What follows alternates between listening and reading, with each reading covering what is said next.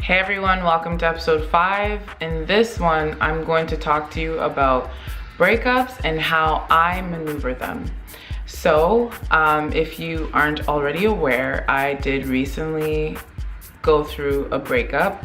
It's been a few months now, and I feel like I'm getting better at breakups. I don't know if that's possible, but I just feel like I have a much better handle on that event that takes place in life. And I do remember a couple, not this last boyfriend, the one before, where that breakup was like the most difficult that I've experienced. And mind you, we were together in the shortest amount of time, but it was just in that the connection that we had, and it was a very difficult breakup. And after that, also, what made it even more difficult is because it was so unexpected. I'd say it wasn't very mutual between us in like the decision to break up. It was kind of like I was the one who was dumped. So yeah, it completely caught me off guard and stuff. And I mean, it definitely worked out being for the best. And at the time, you don't see that or feel that. But in hindsight, I definitely see how that was the right thing to do. And so that breakup, I feel like, has prepared me for everything else. Like after that one, because it was so difficult, I'm like, there's nothing worse than this, because that one was really hard. And especially because me and that person were still, like, we still cared about each other. And it was like, okay, I just have to love this person from afar. And I think that's like a really difficult thing. So fast forward to now, where I've built up a lot of self-confidence and in knowledge and knowing like my foundation. Yes, I've built up a good foundation within myself, where I know that, like, okay, well, I've been alone before. I know what it feels like to be alone. I know I have fun by myself. Like I've moved across the country, across the world, to a foreign place where I've been completely alone. Being alone, I've actually like overcome that. I can be alone. And so from that, like, I feel like once you have that, breaking up gets a little bit easier, because you always know that you can go back to that. So it's like, the reason why I wanted to talk about this is because, like, there's this shame that comes with breaking up. Like when you're with someone and then you break up, and then you feel like, oh my God, I'm so embarrassed, like we broke up, especially if you were dumped or whatever. It's just like, oh man, I don't want to tell anyone. Like with my last breakup, I did feel this slight shame because the guy had met my family. And the funny thing is, like, he's not the first guy who met my family, and then not long after we ended up breaking up for whatever reason. So this time I was like, oh my God, this happened again. Like I can't even, like, it's like my family's not gonna take me serious every time I come around with a guy, and it's like, yeah, I really like them, we're gonna be together, blah blah blah. Because like in our culture, you're only supposed to bring around whoever you're with if it's like serious, and you guys are like basically, either already engaged or like a step away from being engaged. And so I think I've definitely pushed that envelope in my family, because like being a girl, they don't want to know that I'm dating so many people. It's like I'm supposed to be this like pure, I don't know, untouched person or something. But hey, sometimes you have to go through different people to get to the one. And now I don't even see it as a bad thing that they've met these people, and that, yeah, so what if we ended up breaking up?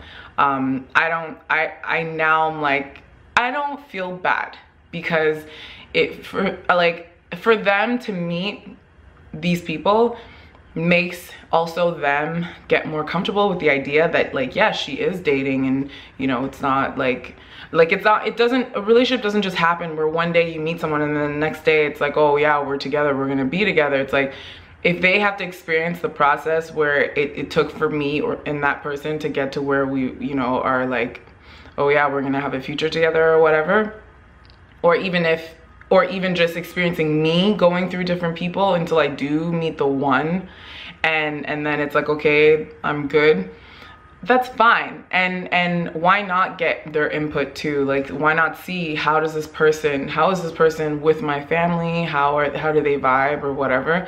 So yeah, I kind of wish that could be changed. And I guess because I've already done it a couple times in my family, it's not so taboo anymore if I do, you know, have them meet the next one, even if we do end up breaking up. And I just think that it would be hypocritical if it was like, excuse me, if I kept the people that I'm with from them because we're not like serious or whatever. Like, I just think it's retarded. I'm sorry, I think it's retarded because I like to be honest and be real. And I just think that if I'm keeping this in the dark, it doesn't make me feel good. Like, I want to be able to be honest and straightforward, and I'm an adult. So if I'm dating someone, even if it doesn't work out, I shouldn't be penalized because they met my family, and my family should be happy to even be getting to experience these people. Like, what if he's a psycho and you're getting to meet him, or let's say you didn't meet him and then we're getting engaged. Shit, there's no point for you to like really give me advice because we're already like, you know, about to like make it official or whatever, if that even comes. But yeah, hold on. It's like 2 p.m. It's not too early for wine. It's never too early. So anyways, yeah, so there's that. And then also just, okay, how to maneuver breakups. Well, I remember I used to be someone who would post things about my relationship online. Like, I would, like, you know, put a picture of me and my significant other or whatever, and then we break up and it's like, oh my god. And I remember that was one of the most difficult things too, after like not this breakup, the one before, where I had to decide, like, okay, do I take down the pictures?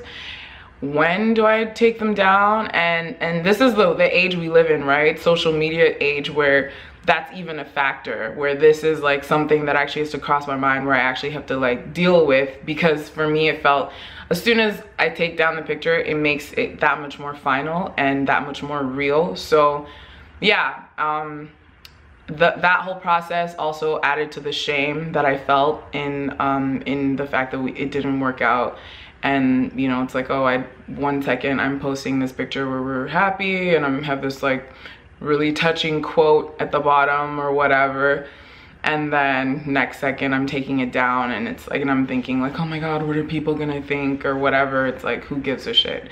But yeah, I just feel like it should be just more, breaking up should be more embraced. But that wasn't my point. My point was that since then I've decided to keep my like personal relationships and such private. So yeah, I do talk about the experiences and stuff, but when it comes to like specifics, like, you know, like a picture or like, you know, naming names and stuff, I feel like that's not necessary.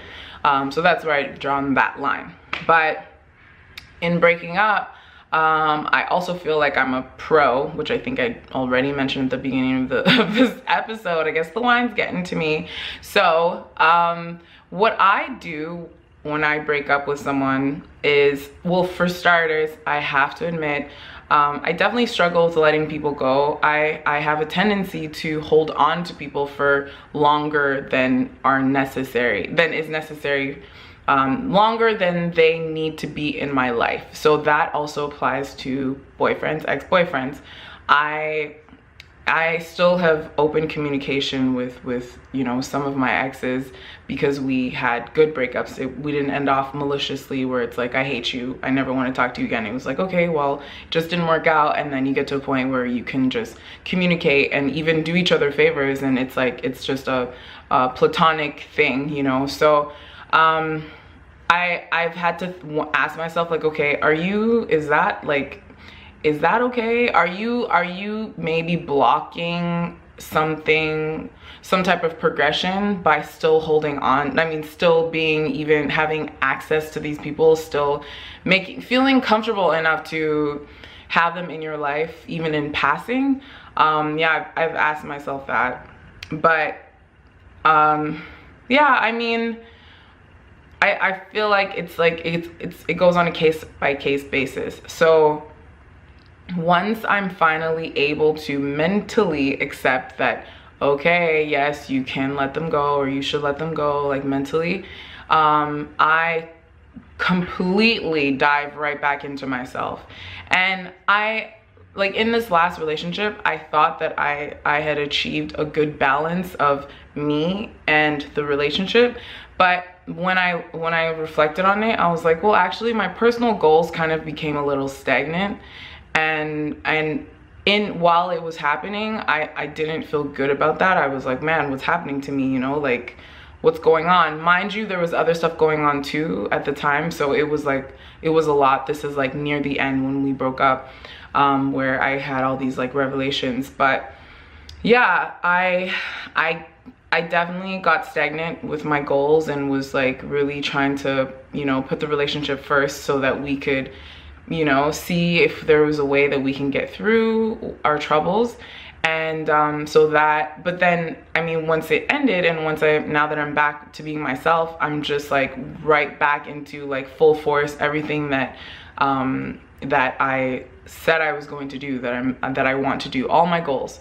So that's like, when I break up with somebody, that's the first thing that I go to. It's like, okay, back to the drawing boards. Like, what are my goals, and what's the new plan I need to make? Because, you know, when you merge lives with somebody, then you make a new plan that involves both of you. And then, so yeah, I go back to that, and I'm just I make a new plan for myself. I'm very goal driven, goal oriented. I love vision boards. I always have a vision board somewhere. And it really helps me visualize and keep in mind like what it is that I'm doing. So all my actions kind of work towards that, even if it's in a very subtle way. So yeah, so that helps me a lot. It helps me keep busy. It helps me maintain my confidence, because, you know, when you break up with someone, you get this, your ego takes a blow. You know, you feel rejected, you feel like unwanted, you feel ugly, maybe, like you just feel like, oh my God, like, yeah, who's gonna want me or something? I don't know, that's a little extreme. But yeah, so that's one of the things that I do. The other thing is I refuse, okay? I have to take a sip right now and it's getting kind of hot. I refuse to let myself go when I go through a breakup. Like, if anything, when I go through a breakup, it's like the biggest motivator to go even harder with my fitness, with my nutrition. Like, I'm just like, you're not gonna like, what's that word? Creep me on social media and see like, oh wow, like she really went to shits after we broke up. Oh, that's so sad. Hell no. Like, you're gonna look and see like, oh shit, like she is looking even better than when we were together, or, you know, or just as good. Like, that's great. Like, no, I'm sorry, that's not, no. And it's so funny because sometimes when I'm like running or like doing some strenuous workout, and, you know, you need that extra like push when it gets really hard, and I'm like, pretend they're watching you, and I'm just I'm like, pretend they're like, you know, I'm like, yeah, crush them, like walk on their hearts. Like, I'm doing like, that's my little secret, my little motivation. That's how I finish like my last set, my last rep. So yeah, whatever, however you got to get it done, right? So yeah, that I definitely, so I highly advise that. Like, when you break up with someone, I know you kind of want to reach for the comfort, the things that give you comfort. So things like food, for instance. And yes, that's fine, you can have that for a bit of time. Like, you can have your pity party for a bit, but there has to be a point where you're like, okay, no, I have to like get back to work. I have to keep it moving, especially like keep it moving. That should be like a theme after you break up, like keep it moving, keep it moving. But not so much that you don't have time to process your emotions. And that's the other thing that I like to do. I process my emotions through self-reflection. Like literally I will just be alone and just like even talking out loud. Or just in my head. Meditating also helps me work out my emotions, and writing helps a lot. So not just like on my blog, but in my journal too. I've been really diligent with that since in both of my last 2 breakups. So it's really cool after when time goes by and I look back on it, I'm like, oh wow, like I'm in such a different mental space now. So yeah, I always pour my emotions into something creatively. Like I've noticed that I will birth something after a breakup. So my last one, I birthed my blog. I was like, you know what, F it, I have nothing to lose at this point, like I'm just gonna do it. And then I ended up moving to Korea and whatever, and then this time it's my blog, and I'm going to be launching my holistic nutrition coach business / personal training. So it's like, okay, great. Those things make me really happy, being able to work towards that and stuff. So I would also advise that, like, start that project that you've been putting off, whatever idea that you've had on the back burner or whatever, like go to it, just pick it up and give it a try. And also, and I think this will be the last thing because this video is running kind of long. I would say having a good support system. If like that makes such a difference, you know, when you have those moments of those times of loneliness, because there's a difference between being alone and being lonely. Being alone is good, that's fine. Being lonely, you actually feel like you're lacking something. So that's not it's not a good state of being. And in those times, sometimes you maybe find yourself doing things that you maybe shouldn't or wouldn't want to do if you weren't feeling lonely, such as reaching out to the ex, you know, or like I don't know, doing something destructive, like I don't know. But just it makes you do stuff like out of desperately, just because you feel lonely and you're just like, you know, so low.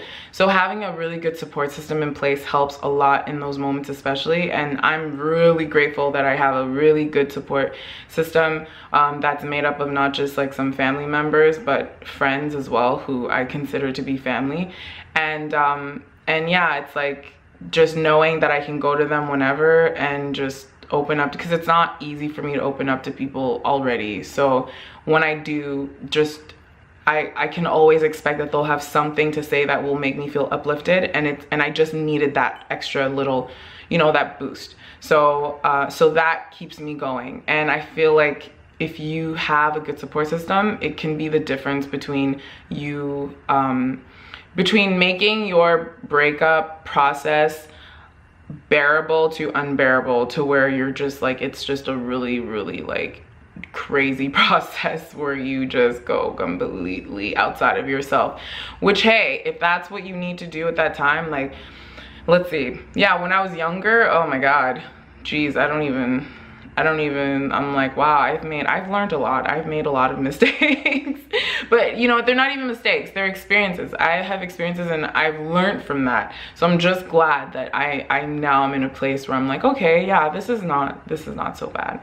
So anywho, that's basically all I have to say. I would love to hear if you have any if you want to share any of the ways that you go through your breakup, or what you think about breakups in general.